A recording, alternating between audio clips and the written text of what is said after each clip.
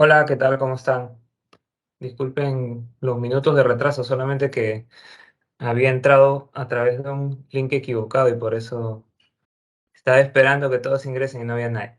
O bueno, habían 8 alumnos, así que probablemente esos alumnos también se han equivocado de enlace. A ver, vamos a comenzar entonces con el repaso de filosofía, ¿sí?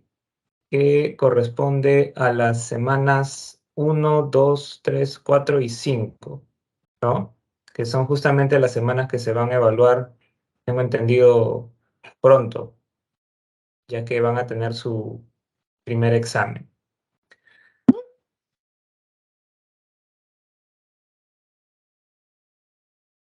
Tenemos esta primera pregunta.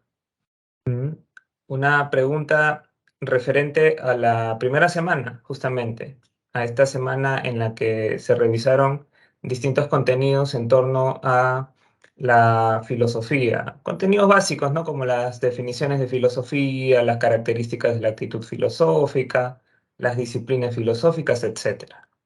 Dice así: Mateo, alumno del Centro Pre, ha decidido postular a la carrera de filosofía. Cuando sus padres le preguntan la razón de su decisión, les dice: en mis clases me he percatado de que la filosofía es un saber que examina con rigor las cosas y no da nada por sentado. Por ello, muchas veces tal actitud conduce a los filósofos a replantear verdades alcanzadas. ¿Qué características dirían ustedes que están resaltándose en este planteamiento? ¿Mm? ¿Qué características de la filosofía? A ver, ¿qué dicen? No, ¿Cuál es? A, B, C, D o E. ¿Cuál podría ser la clave? La, La A, ¿no? Creo que no es muy difícil de responder esta pregunta. Sin duda se está aludiendo al hecho de que la filosofía es problemática y crítica, ¿no? Porque, profesor, pregunta, sí, ¿a qué se refería cuando era radical? Disculpe.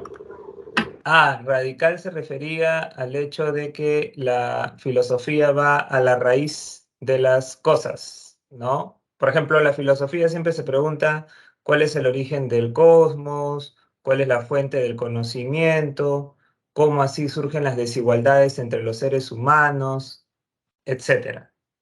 Ujú. A veces se ha planteado preguntas en exámenes de la pre y en exámenes de admisión en las que se te presenta la definición de Aristóteles de filosofía y abajo se te pregunta qué característica resalta sobre todo ahí, ¿no? ¿Qué característica de la filosofía se puede asociar con esa definición de Aristóteles? Por ejemplo, en ese caso, la clave tendría que ser radical. Recuerden, para Aristóteles, la filosofía es una ciencia teórica acerca de los primeros principios y causas. ¿Ah? ¿Qué quiere decir esto? Quiere decir que para él la filosofía siempre tiene que ir a las fuentes, a las raíces. No puede quedarse en la superficie, ¿no? Entonces, por lo menos de esta primera pregunta, la clave es avión, ¿no? El hecho de que la filosofía sea totalizadora está asociado con que esta siempre busca abarcar múltiples temas. Piénsenlo. La filosofía abarca la belleza, la bondad, la justicia, las formas de gobierno, el conocimiento, el saber científico, los valores, etc. Y a lo largo de los siglos, los filósofos han buscado brindarnos visiones sistemáticas acerca de la totalidad de la realidad, ¿no? Por eso es totalizadora, Por eso también algunos dirían es sistemática. ¿Mm? Veamos la segunda pregunta. La segunda pregunta dice así. Ítala, estudiante de la carrera de Filosofía de San Marcos, está decepcionada de los políticos peruanos. Cuando escucha a sus profesores de filosofía hablar sobre política, se percata de que conocen el tema. Ello la lleva a pensar que, dado que sus profesores son buenos intelectuales y sobre todo buenas personas, desempeñarían convenientemente los cargos públicos. La ingenuidad, ¿no? de algunos alumnos. Ya lo decía un filósofo griego, las cosas solo marcharán bien cuando los filósofos gobiernen, agrega. Esta opinión, esta perspectiva, este filósofo griego al que se refiere Ítala, particularmente, ¿qué filósofo griego es? ¿Mm? Platón, ¿no? Platón, sin duda. Ajá, Esto Platón. también está más o menos sencilla, por no decir bastante sencilla. Platón es la clave. De todas maneras, puede servirnos esta referencia a Platón y a otros filósofos para repasar algunos contenidos, ¿no? Fíjense que la ontología de Platón está íntimamente conectada con su filosofía política. ¿Por qué? Porque desde su punto de vista, el filósofo es aquel capaz de captar la esencia de las cosas, ¿Mm? La esencia de la realidad. El filósofo puede captar la esencia del bien, la esencia de la justicia, la esencia de la belleza, y en eso reside la sabiduría, en haber captado esencias, no en tener opiniones, no en tener puntos de vista diversos, no. La sabiduría debe ser entendida como una ciencia, como una episteme, como un conjunto de conocimientos acerca de lo esencial de la realidad. Profe, Sí, ¿y por qué no Aristóteles? buena pregunta, buena pregunta. No Aristóteles porque para Aristóteles la vida del filósofo no necesariamente coincide con la vida del político. Es más, para Aristóteles, el filósofo más bien huye de la política. Un filósofo que de verdad quiere dedicarse a la actividad intelectual no tendría por qué estar interesado en dedicarse a la política. Son dos cosas que van por caminos separados, dice Aristóteles. La vida más feliz, la vida verdaderamente superior, la vida que te va a colmar, que te va a llenar, que te va a realizar, es la vida intelectual, la vida filosófica, la vida contemplativa. Y la vida política, dice Aristóteles, también te puede llevar a la eudaimonía, a la felicidad, pero te va a llevar siempre a una felicidad de segundo orden, una felicidad inferior. ¿Mm? Es más, durante esta semana, que termina, se supone, el día de hoy, o que ha terminado el día de ayer, vimos ética, ¿recuerdan? Vimos ética. Y cuando se revisaron los contenidos asociados con Aristóteles, se explicó eso. Para Aristóteles, la felicidad es la vida intelectual. ¿Mm? Y el que se dedica a la vida intelectual, bastante difícil que quiera dedicarse a la vida política. No está obligado a dedicarse a la vida política. ¿Mm? Por eso, esta idea de que el filósofo necesariamente tiene que gobernar es netamente platónica, no puede ser aristotélica. ¿Alguien de pronto también saben qué ha podido preguntar? No Aristófanes, como pusieron por ahí, sino Sócrates. Profesor, ¿y Sócrates? ¿Por qué no Sócrates? Si Sócrates tuvo bastantes coincidencias con Platón. ¿Mm? Sócrates no planteó que el filósofo tiene que gobernar. Sí y no. ¿Mm? Los dos coinciden en odiar a la democracia, como ha señalado Juan Pablo, ¿no? Sócrates y Platón tienen bastantes dudas, por lo menos, con respecto al sistema democrático, pero como Sócrates no dejó nada escrito, no se puede decir que él defendió una doctrina del rey filósofo. En cambio, en Platón eso sí es claro. En Platón la doctrina del rey filósofo está desarrollada al detalle en su diálogo La República, que para muchos es su principal diálogo, ¿sí? Esa es la razón fundamental por la cual es Platón y no Sócrates, pese a estas coincidencias que siempre han existido entre ambos filósofos.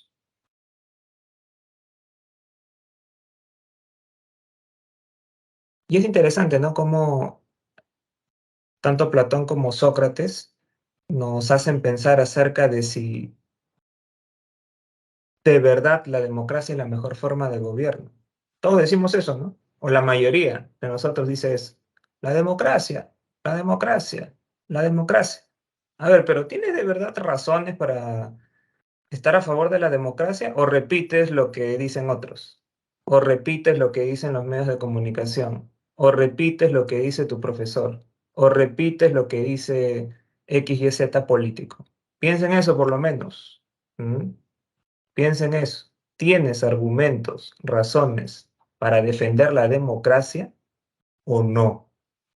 Esa pregunta nos harían Sócrates o Platón, ¿no? Ya, ¿estás de acuerdo con la democracia? Dame los motivos.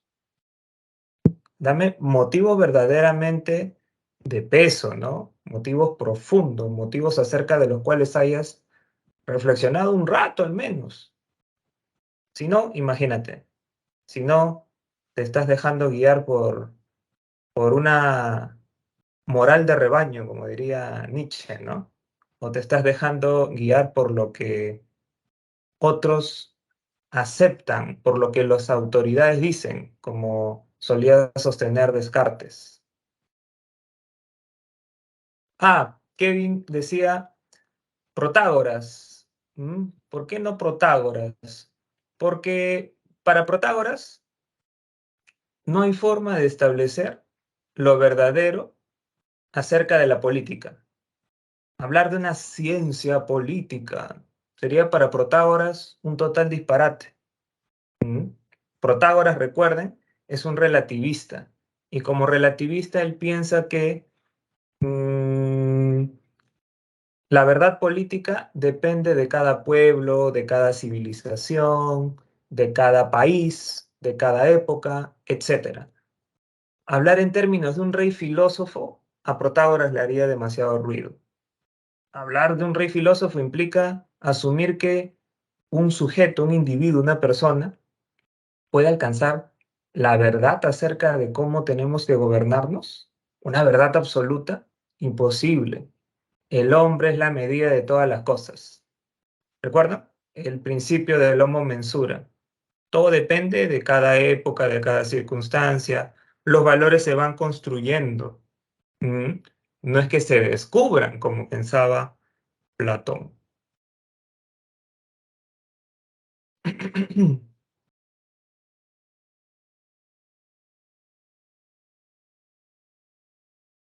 Por ahí decían, la democracia está bien hasta que te das cuenta que gente que no acabó el colegio también vota. Lo dice Barney, ¿no? O Ismael en todo caso. Ismael con la foto de Barney. Sí, de hecho, ese apunte que tú has hecho, Ismael, es bastante importante porque para los griegos, por ejemplo, la democracia necesariamente está relacionada con la educación. Ciudadanos, en democracia, sí, bacán, pero ciudadanos educados, pues si no, no tiene ningún sentido. ¿Cómo van a tener voz y voto aquellos que no tienen ni la más mínima educación, ni la más mínima formación?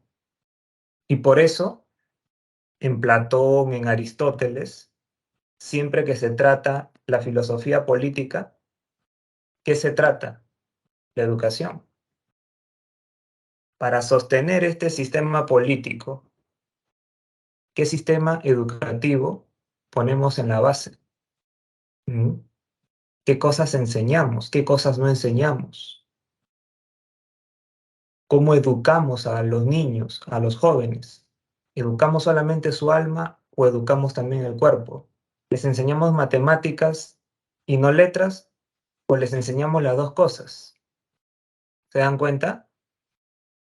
Ese apunte de Ismael, medio en broma, medio en serio, tiene bastante asidero y de hecho hasta ahora genera discusiones en la filosofía. Ujú.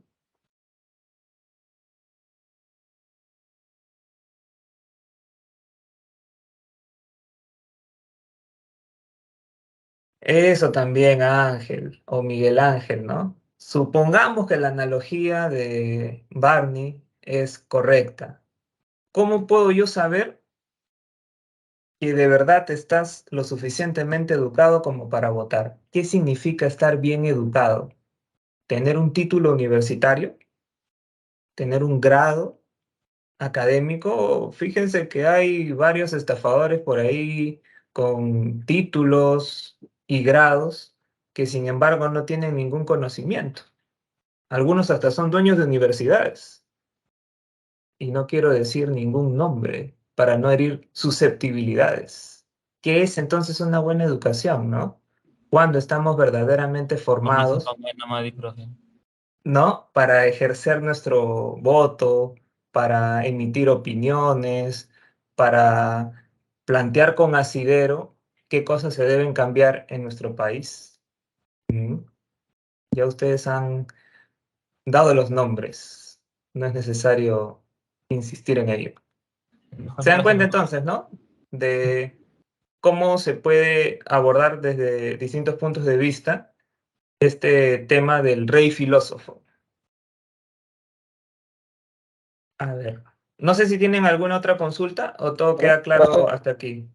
disculpe, para Todo claro. Sócrates Ujú. se contradecía al momento de la forma de, ¿cómo se llama? En la política, ¿no? ¿Quién? Sócrates. ¿Cómo así se contradecía? ¿A qué te refieres? O sea, decía que, o sea, no daba opiniones sobre la democracia, pero no quería meterse a la política, ¿no? Ah, bueno, sí, sí, hasta cierto punto, ¿no? Aunque eso también era medio en broma, medio en serio, ¿no? Porque él decía que no quería meterse en la política oficial, ¿no? Sin embargo, sus opiniones, sus preguntas y respuestas, sus constantes ataques a las autoridades de su tiempo, de hecho que representaban acciones políticas, ¿no? Es como que yo en este momento me vaya a la Plaza San Martín y empiece a dialogar con un montón de gente, ¿no? Y cada vez se concentre más gente a mi alrededor. ¿Mm? Y yo diga, no quiero hacer política, yo no soy un político. Aunque yo diga eso, de la boca para afuera, la gran influencia que estoy generando supone una acción política, ¿no?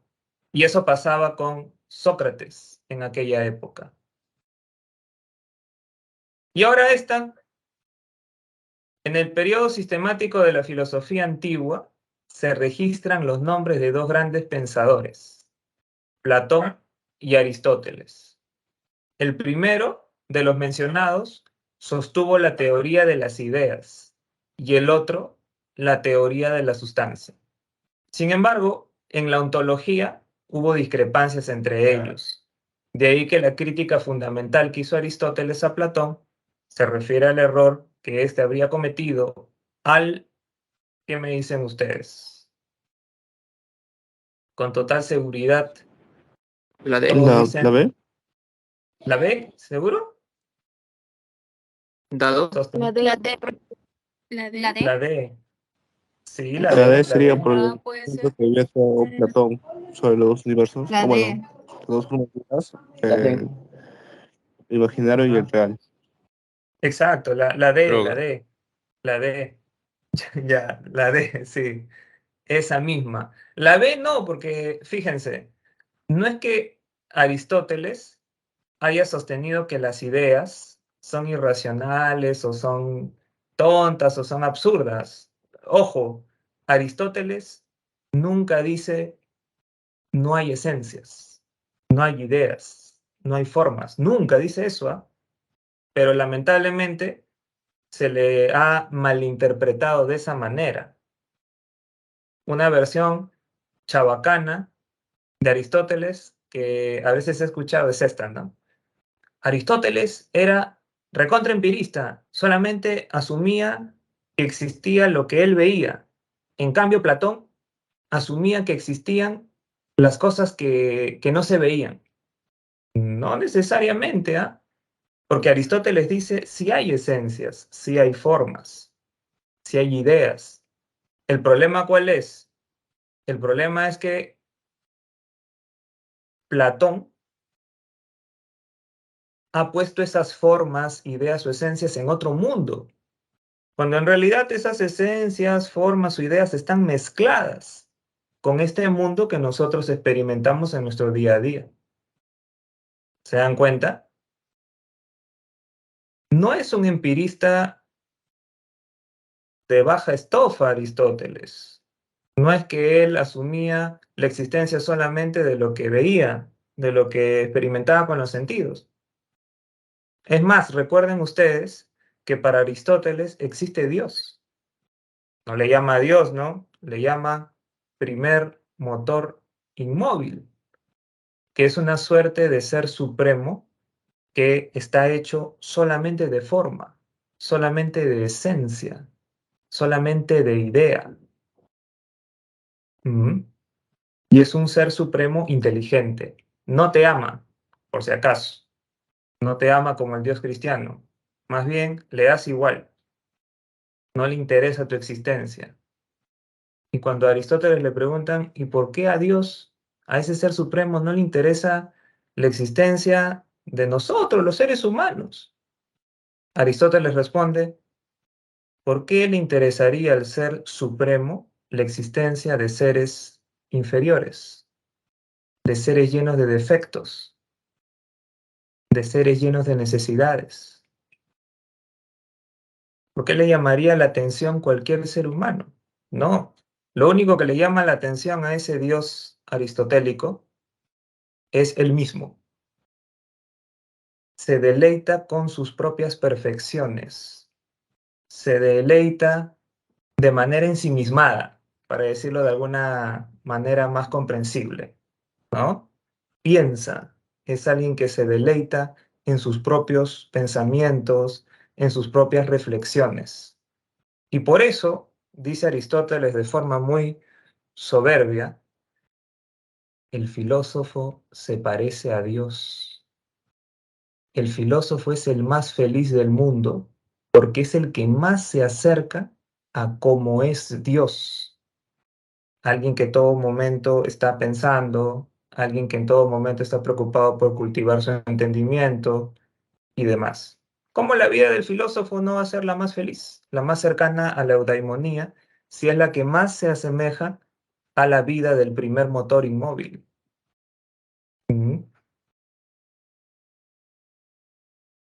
André dice, entonces para Platón prima el mundo de las ideas y para Aristóteles el mundo físico. Podríamos plantearlo así, André. Para Platón hay dos mundos, mundo de ideas y mundo sensible.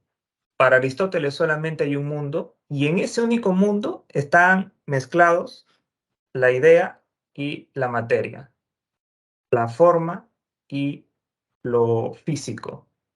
En mí, por ejemplo, en Giancarlo, están todas mis peculiaridades, todas mis características físicas, características físicas que ninguno de ustedes tiene, ¿no?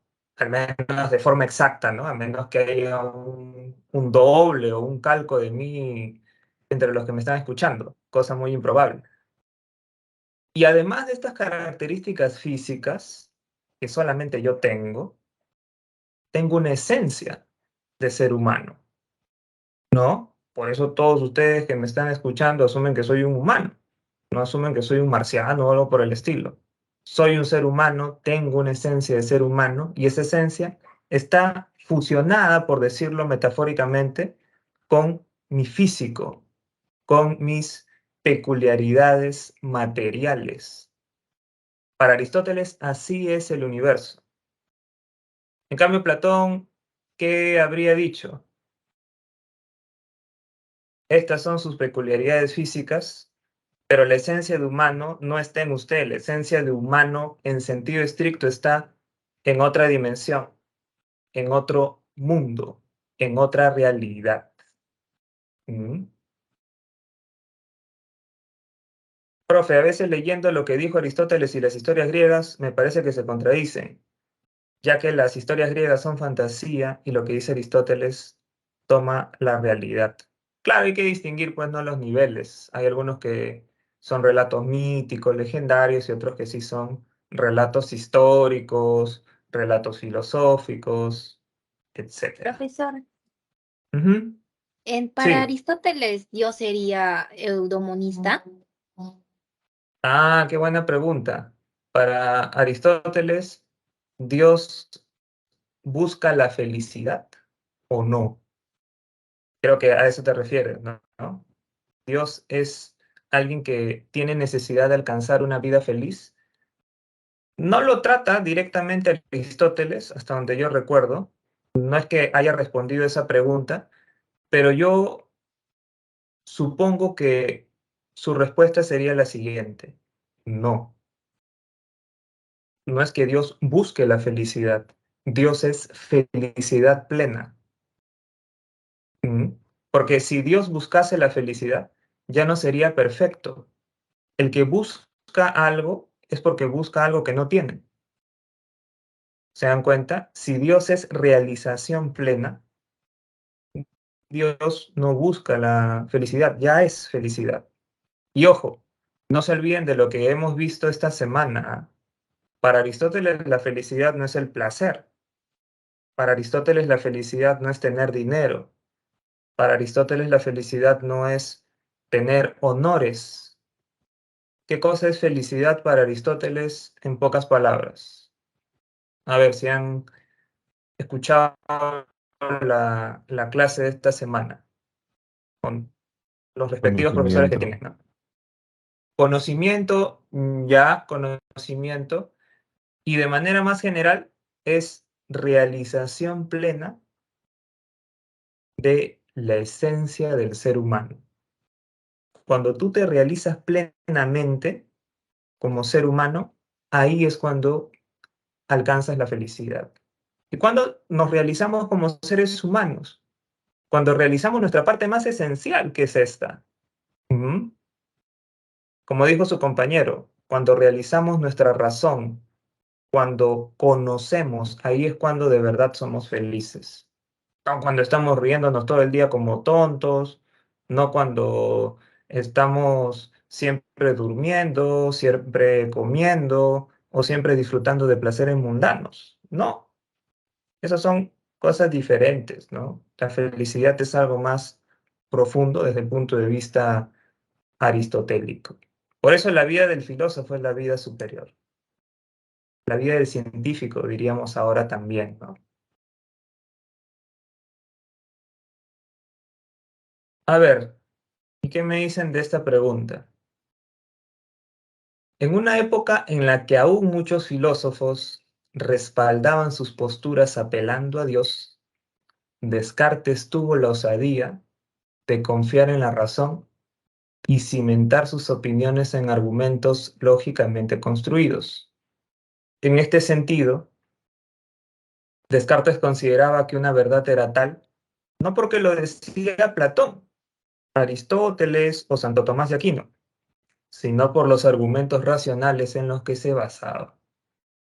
De lo anterior, podemos colegir que una de las características fundamentales de la filosofía de Descartes fue, ¿cuál fue? Al ojo.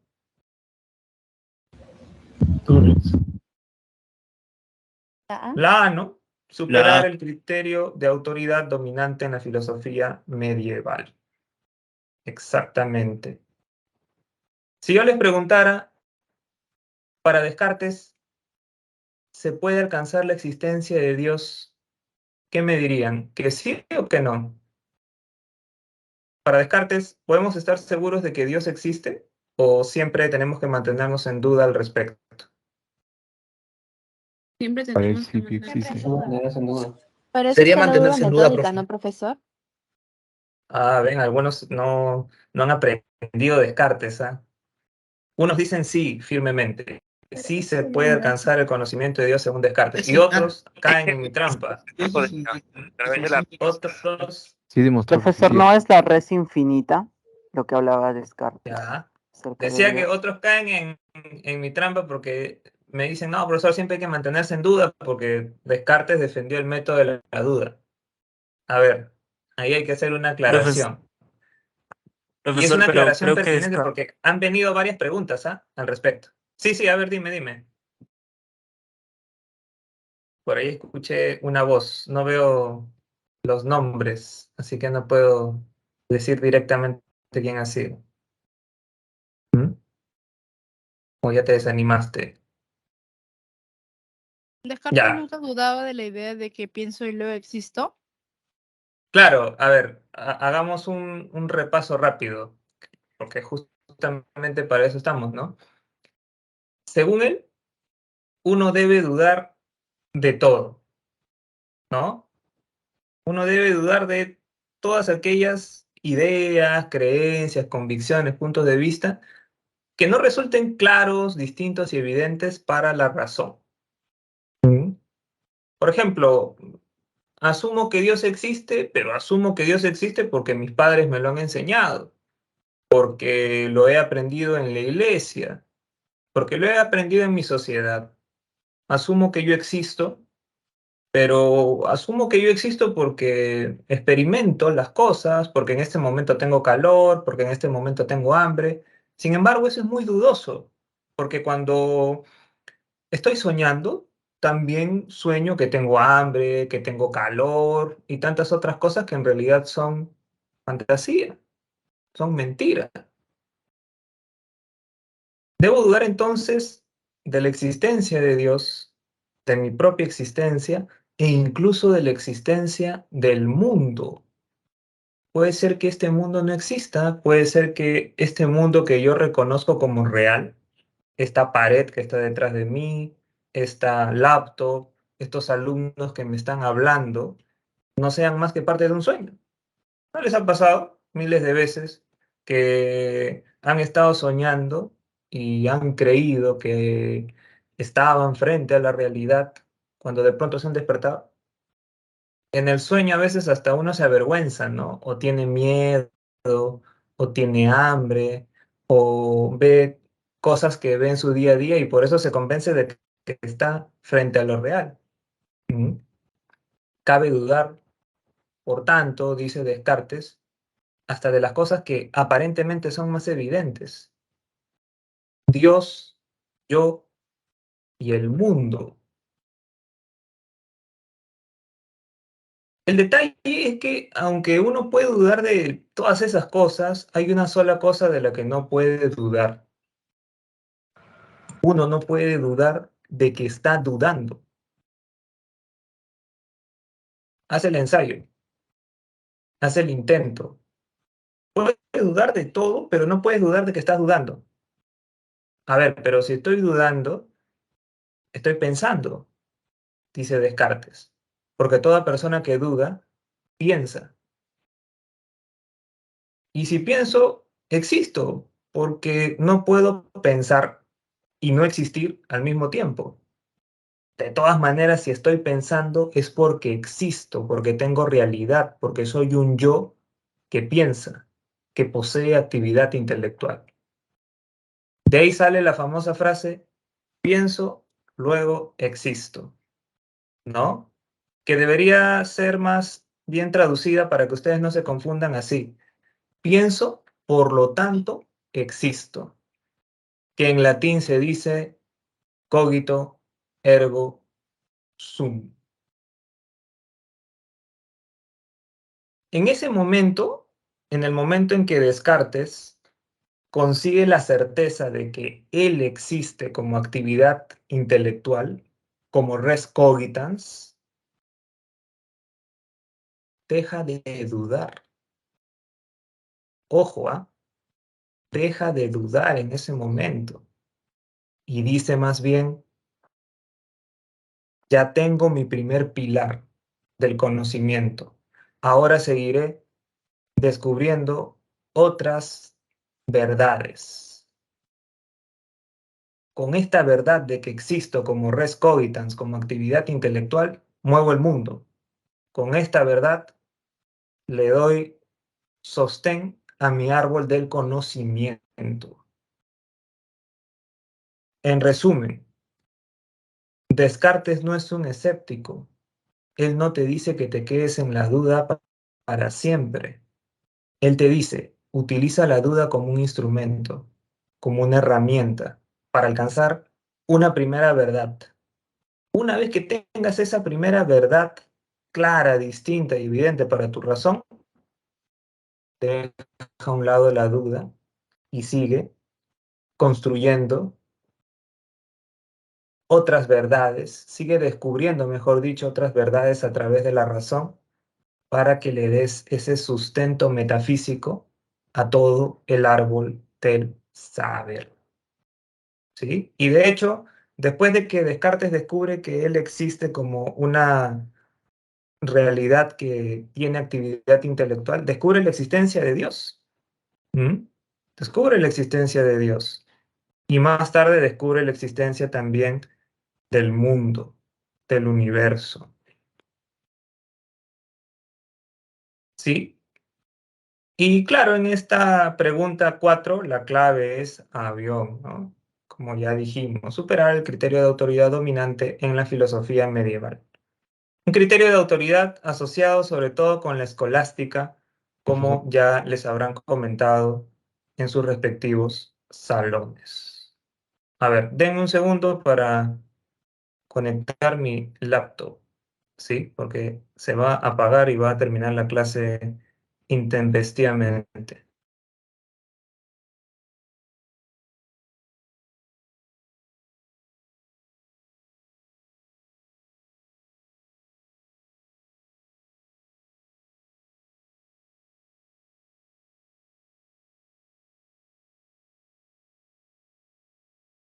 A ver. Profesor, Sí, ¿podría repetir la explicación de cómo Descartes comprueba la existencia de Dios y del mundo? a ver, rapidito. Él dice, soy actividad intelectual, soy res cogitans. Es decir, soy alguien que piensa. Como soy alguien que piensa, también me doy cuenta de que tengo en mi mente ideas. Tengo en mi mente contenidos. Y uno de esos es la idea de perfección. ¿Mm? Por alguna razón, sé qué es lo que significa perfección. ¿Cómo así yo sé qué es lo que significa perfección si yo soy imperfecto? ¿Cómo así tengo en mi mente la idea de perfección si yo soy alguien lleno de defectos? No he podido crear yo la idea de perfección. Ha tenido que ser un ser perfecto el que ha puesto en mi mente la idea de perfección. Conclusión, existe Dios. Existe un ser supremo. Ahora ya puedo estar seguro de que Dios existe, dice Descartes. Ahora ya estoy seguro de eso, no porque mis papás me lo han dicho, no porque en la iglesia me lo enseñaron, no porque lo vi en la tele, no, sino porque la razón me lo ha dicho. ¿Sí? Esa es básicamente la demostración de la existencia de Dios por parte de Descartes. Ok. ¿Y cómo ven esta pregunta? A ver, esta pregunta sobre la semana 4. Un grupo de neurocientíficos del Centro de Genética de Circuitos Neuronales de los Estados Unidos ha logrado implantar recuerdos falsos en los cerebros de algunos ratones. Según muchos científicos, si se hace el mismo experimento con seres humanos, el resultado será que las personas recordarán cosas que no les han ocurrido y que no han vivenciado. La aplicación del experimento de los ratones en seres humanos probablemente represente, ¿qué dicen? Ah, ¿seguros todos? ¿O hay alguien que por ahí tiene dudas, como en la anterior pregunta?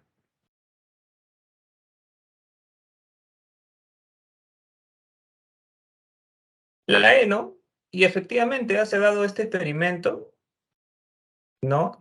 Consistente en inocular recuerdos falsos en ratones. No solo en ratones, me parece que también ya se ha hecho con otros animales. Y esto, si lo asociamos con el empirismo, pone en tela de juicio el empirismo, ¿no? Porque como dice aquí, el empirismo asume que toda idea tiene su origen en la experiencia, en el contacto de los sentidos con la realidad. A ver, pero si te pueden inocular recuerdos, significa que no todas las ideas tienen su origen en la experiencia. ¿Mm? Algo se conmueve el empirismo con un experimento como este. Algo se cuestiona de esta teoría nociológica moderna, ¿verdad? A ver, sigamos. Un sociólogo sanmarquino. Profesor, Sí, a ver, en la anterior, la 5, o sea, también estaba dudando entre la C. ¿Por qué no podría ser la C? un argumento a favor del cartesianismo, puesto que la mente posee ideas innatas. No, ¿sabes por qué? Porque si se supone que estos recuerdos serían inoculados en tu mente, significa que no podrían ser innatos. Para que un recuerdo o cualquier idea tenga un carácter innato, tiene que venir contigo desde el nacimiento. Mm. Estas ideas, estos recuerdos no vienen desde el nacimiento, ¿no? Sino que son inoculados en los ratones y serían inoculados en las personas luego de su nacimiento. Mm. Por eso no podría ser la C. No podría ser la C. Gracias, profesor. Profesor, Claro, ¿por qué no podría ser la B? la B. Un contraargumento a Hume, ya que no existe diferencia entre impresiones e ideas. No, porque no tiene nada que ver el planteamiento del experimento con la diferencia entre impresiones e ideas. De que impresiones e ideas son diferentes, sí son diferentes. El experimento no ataca, no pone en cuestión esa diferencia entre impresiones e ideas. Van a seguir existiendo impresiones, ¿no? Aun cuando en algún momento los científicos descubran que ciertos recuerdos pueden ser inoculados en la mente de la gente. Van a seguir existiendo impresiones y las impresiones van a seguir siendo diferentes de las ideas. Profesor, Por ¿por qué no eso, sería la D en todo caso también? un Es punto a es la E, favor pero también he estado dudando con la D. con la B o con la D. D. De dado, ya. Un punto a favor del criticismo, ya que explicaría que no todas las ideas son a priori. Ah,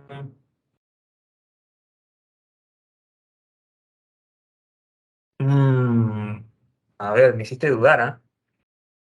Un punto a favor del criticismo, ya que explicaría que no todas las ideas son a priori. Pero fíjate que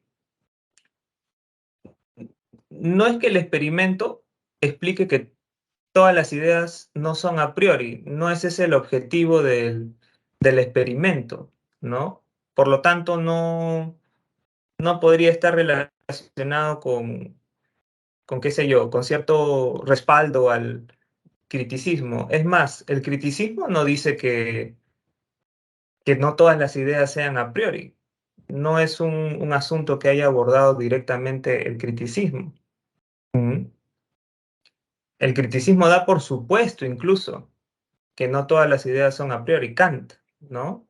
No es que siquiera se ponga a pensar en ese problema. Asume que así como hay ideas a priori, hay ideas que no son a priori. Y para ser más exactos, ojo, y creo que esta es la respuesta más contundente,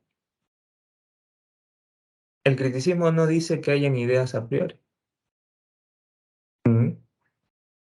Kant, ¿qué es lo que sí admite como a priori? Kant admite que lo que es a priori son las estructuras de nuestra mente, las llamadas categorías. ¿Mm? Pero esas categorías no son ideas, son estructuras nada más. Si Kant hubiese dicho algunas ideas son a priori, entonces le habría dado la razón a Descartes. Kant sería también un innatista desde su criticismo y no plantea eso. Ahora, fíjate que es un buen distractor, el D, si uno lo analiza. A mí mismo me ha confundido, pero ya me he dado cuenta de que sí se puede hacer a un lado, ¿no? Sin ningún problema. Ok, Tenemos profesor, esta muchas también. gracias. Tenemos esta que es sencilla, creo. Un sociólogo sanmarquino afirma lo siguiente: las estructuras económicas y los modos de producción de los bienes materiales son los que se encuentran en la base de toda transformación social. En ese sentido, si se quiere comprender los cambios sociales y políticos, se deben estudiar los cambios que se dan en la base material de la sociedad. Este sociólogo guarda afinidad con la tesis de Marx de que, ¿qué dicen?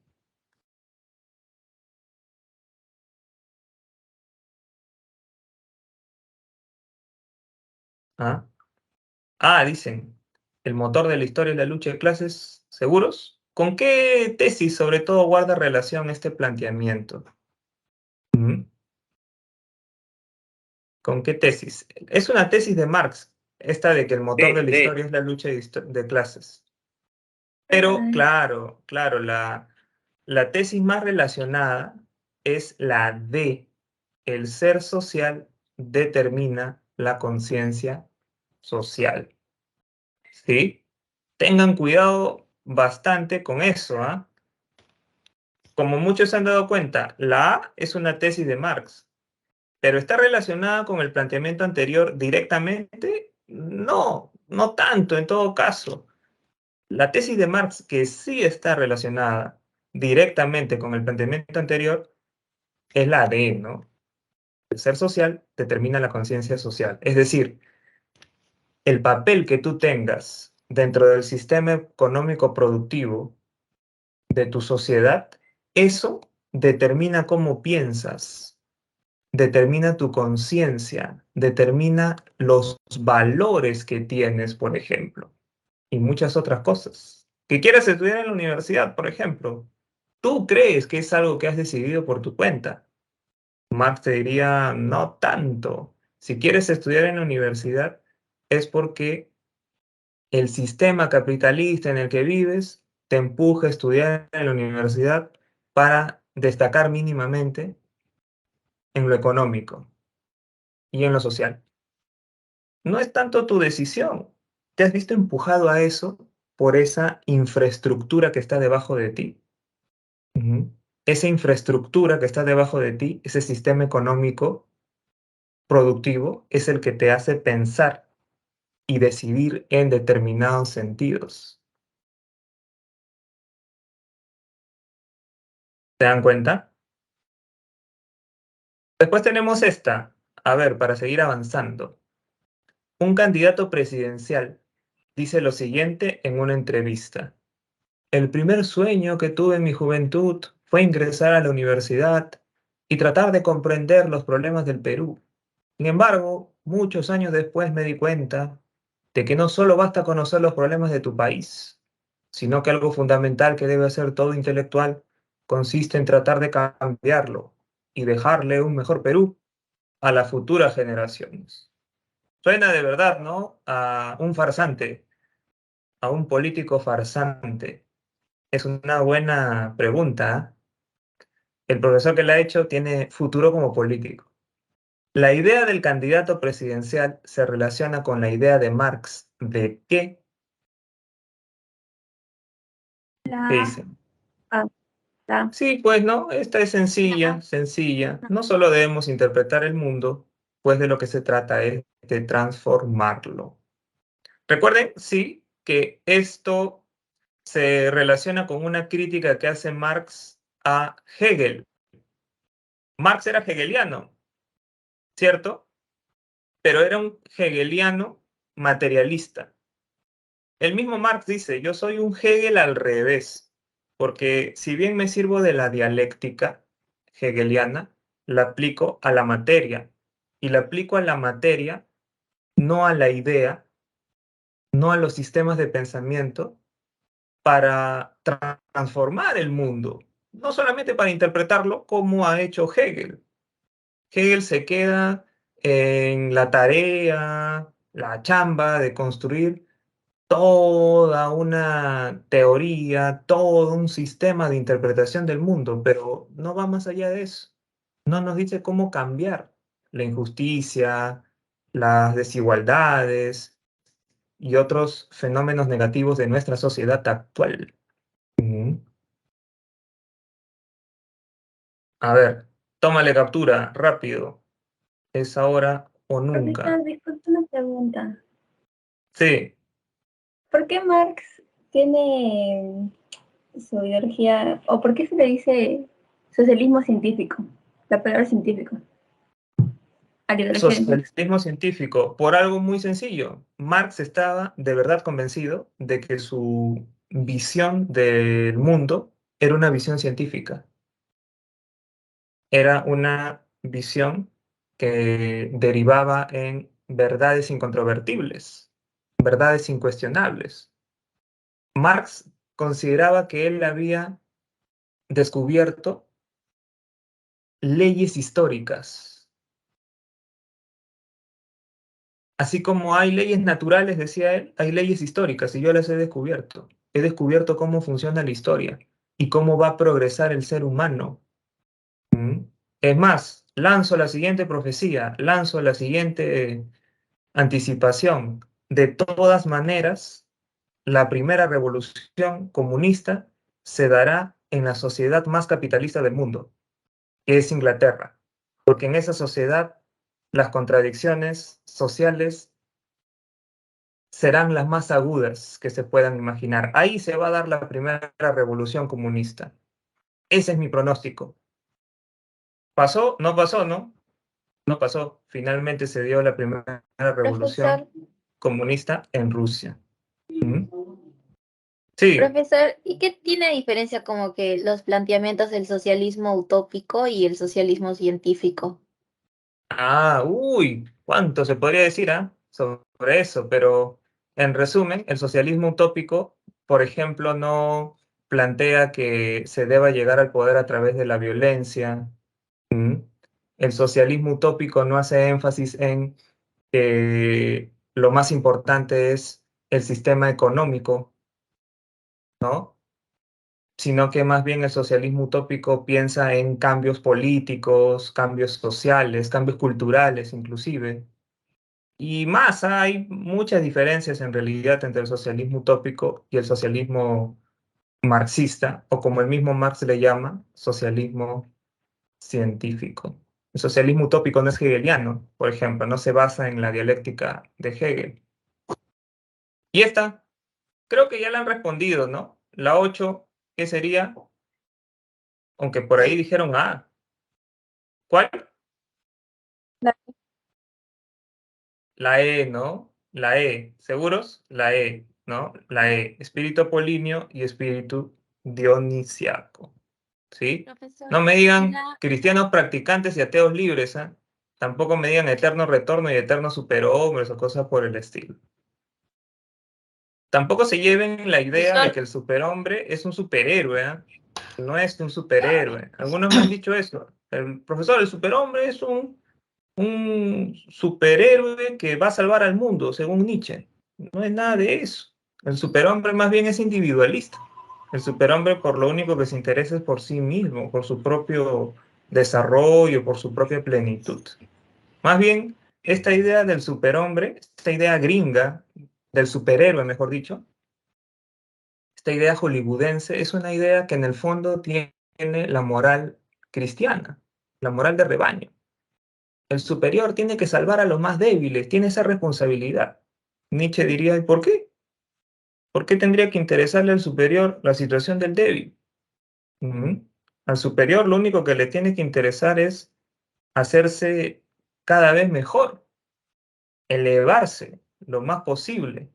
Y así pensaban los grandes héroes de la antigua Grecia, Aquiles, Agamenón, Ajax y tantos otros. No estaban ayudando a los pobres. Si ustedes han revisado la Ilíada, la Odisea, en ningún momento esos héroes están preocupados por los pobres, por los débiles y demás. Y esta, para cerrar, la A, ¿no? La A, Escolástico y Bartolomé de las Casas. La controversia de Valladolid es el centro de la filosofía escolástica en Latinoamérica y consistió en un debate entre Bartolomé de las Casas y Juan Ginés de Sepúlveda en torno a dos temas: la condición indígena y la guerra contra los indígenas. Se preguntaron, en pocas palabras, ¿qué papel debía cumplir el indígena dentro de la sociedad? ¿El indígena es igual a nosotros los europeos o inferior? Se preguntaron. Y esa pregunta, con su respectiva respuesta, también le sirvió para abordar otra cuestión. ¿Es válida la guerra que estamos haciendo contra los indígenas? ¿Es legítima? ¿Es algo bien visto por los ojos de Dios o es un pecado? ¿O tenemos que retroceder y más bien evangelizarlos, no someterlos, no dominarlos? ¿Sí? Obviamente estas preguntas en general han estado sencillas y yo sinceramente espero que les vengan preguntas difíciles en el examen para que Profe, no respondan. Sí, en la dime. 8, en la 8 sobre moral cristiana y moral, otra moral de Nietzsche, Ajá. el esclavo, son lo mismo, ¿no? Digo, Ya. Ahí, por eso no claro, quiero- exacto. No puede ser porque son lo mismo, exacto. La moral de esclavo es un concepto general, ¿no? La moral de el amo rebaño. debería ser, ¿ah? Claro, y a veces esa moral de rebaño se puede traducir en moral cristiana, ¿no? Pero, por ejemplo, para Nietzsche la moral judía también es una moral de rebaño. La moral marxista también es una moral de rebaño para Nietzsche. Entre el marxismo y el cristianismo hay menos diferencia de lo que se piensa, sostendría Nietzsche. ¿Sí? Listo. Entonces, acabamos contra todo Profesor. pronóstico. Profesor, Sí. En las acerca de 7, ¿sí? Acerca de la dialéctica de Hegel, lo toma de Heráclito y luego Hegel su dialéctica, Marx la toma, pues, ¿no? Así sucesivamente. ¿O cómo es? Buena pregunta. Claro, es que el concepto de dialéctica se remonta a los griegos, a los presocráticos, para ser más exactos. Está en Heráclito, ¿no? Heráclito pensaba que el universo tiene como base la dialéctica, en tanto que siempre están interactuando los contrarios, principios antagónicos: el amor y el odio, la paz y la guerra, el bien y el mal, la justicia y la injusticia, etc. Y ese concepto de dialéctica luego lo va a recuperar Hegel en el siglo XIX, aunque dándole otro sentido. Aunque en el fondo está siempre esta idea de que dialéctica es lucha de contrarios, ¿no? Interacción entre principios opuestos. Marx va a asimilar también ese concepto de dialéctica de Hegel, aunque él lo va a aplicar a la materia. Y por eso cuando Marx habla de lucha de opuestos, habla de lucha de clases sociales, grupos humanos que están en la sociedad, grupos humanos de carne y hueso que se están constantemente enfrentando a lo largo de los tiempos. Ahora, según Marx, se enfrentan los capitalistas contra los proletarios, ¿no? No solamente discuten, se enfrentan en serio, y esa es la última de las luchas de la historia de la humanidad, antes de darle paso, según Marx, al comunismo. ¿Sí? Sí, profesor. Listo. Profesor, ¿qué es el paradigma de Thomas Kuhn? Es el paradigma de Thomas Kuhn. ¿Ya? A ver, ¿cómo te lo explico de forma sencilla? Para Kuhn, el paradigma es un conjunto de principios, reglas, métodos, preguntas, respuestas, que en determinado momento de la historia de la ciencia predominan sobre otros, sobre otros paradigmas, sobre otras formas de explicación. Un ejemplo, como dicen siempre ustedes, ante cualquier explicación. Un ejemplo, profesor. Un ejemplo de paradigma científico es el paradigma copernicano, el paradigma heliocéntrico. Ese paradigma predominó durante cierto tiempo y desplazó al paradigma geocéntrico, según el cual la Tierra es el centro del universo. Otro ejemplo, el paradigma newtoniano. Predominó también durante cierto tiempo, pero después se podría decir que fue desplazado, ¿no?, por el paradigma einsteiniano, el paradigma de la teoría de la relatividad. No es que se haya dado un progreso, ¿ah? No es que se haya dado algo así como Profesor, cambio de hora. ¿Una una crisis? asunción de lo anterior, no, sino que simplemente ha cambiado el paradigma, ¿no? Ha cambiado la forma de pensar. Pero sí, ya acabó la hora, así que los dejo. Chao, gracias, cuídense. profesor. Hasta luego. Chao. Muchas gracias, profesor. Muchas gracias, profesor. Muchas gracias.